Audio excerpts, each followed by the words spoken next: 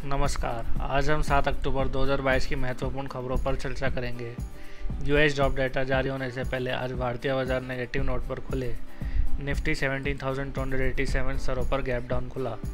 बाजार मध्य सत्र तक एक दायरे में कारोबार कर रहे थे। मध्य सत्र तक निफ्टी 17,239 के निचले स्तर पर था। इसी तरह सेंसेक्स 58,092 के स्तर पर नकारात्मक खुला। मध्य सत्र में निफ्टी 17,253 के आसपास और सेंसेक्स 57,966 के आसपास कारोबार कर रहा था। टाटा समूह की फर्म टाइटन ने गुरुवार को कहा कि सितंबर तिमाही में उसकी कुल बिक्री सालाना आधार पर 18% बढ़ गई है।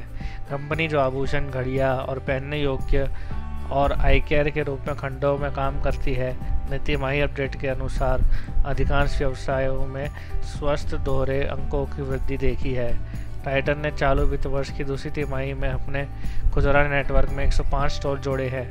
टाइटन ने कहा, कंपनी ने अधिकांश व्यवसायों में स्वस्थ 2 अंकों की वृद्धि देखी। कुल बिक्री में सालाना 18% की वृद्धि हुई। Bakery foods company Britannia industries ने केन्या स्थित कैनाफ्रिक बिस्किट में एक नियंत्रित हिस्सेदारी हासिल कर ली है। एक ऐसा कदम जो कंपनी को एक विनिर्माण आधार स्थापित करने और अफ्रीकी बाजार में बिक्री का विस्तार करने में मदद करेगा।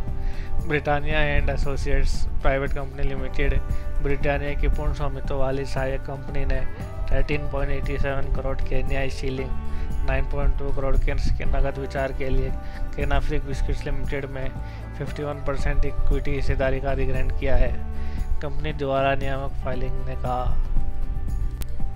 उपभोक्ता वस्तुओं की प्रमुख कंपनी डाबर इंडिया ने आज संकेत दिया कि दूसरी तिमाही के दौरान बढ़ती मुद्रास्फीति साल दर साल अपने परिचालन मार्जिन को लगभग 150 से 200 आधार अंक कम कर सकती है।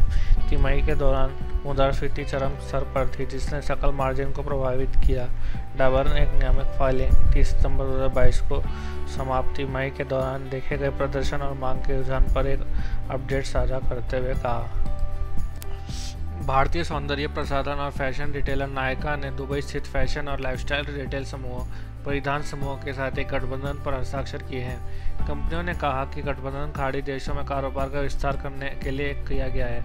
नायका के मुख्य अधिकारी फाल्गुनी नायर ने कहा कि दोनों कंपनियों को एक साथ खाड़ी सहयोग परिषद देशों में एक बहु ब्रांड सौंदर्य खुदरा व्यापार का निर्माण करेगी, अर्थात बेहतरीन राज्य कुवैत राज्य, ओमान की सल्तनत, कतर राज्य, सऊदी अरब साम्राज्य और यूएई।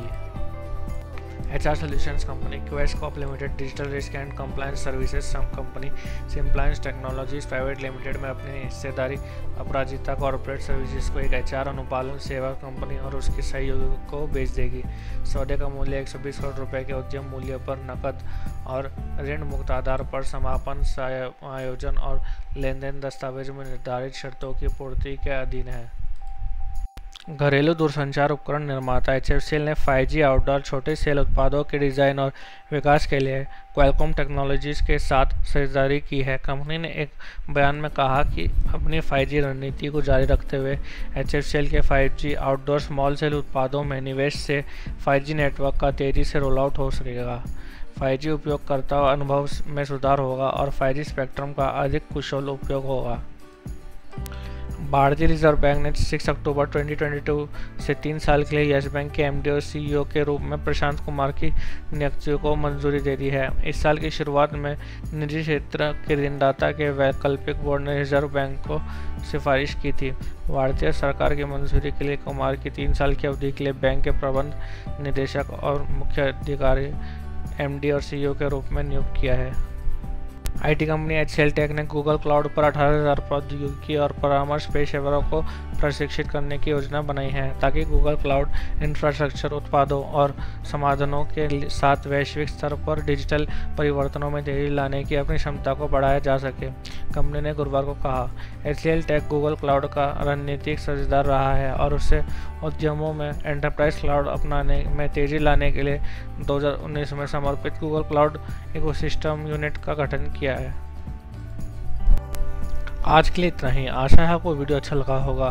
सुनने के लिए धन्यवाद। इस तरह के और भी कंटेंट के लिए हमारे चैनल को लाइक और सब्सक्राइब करें।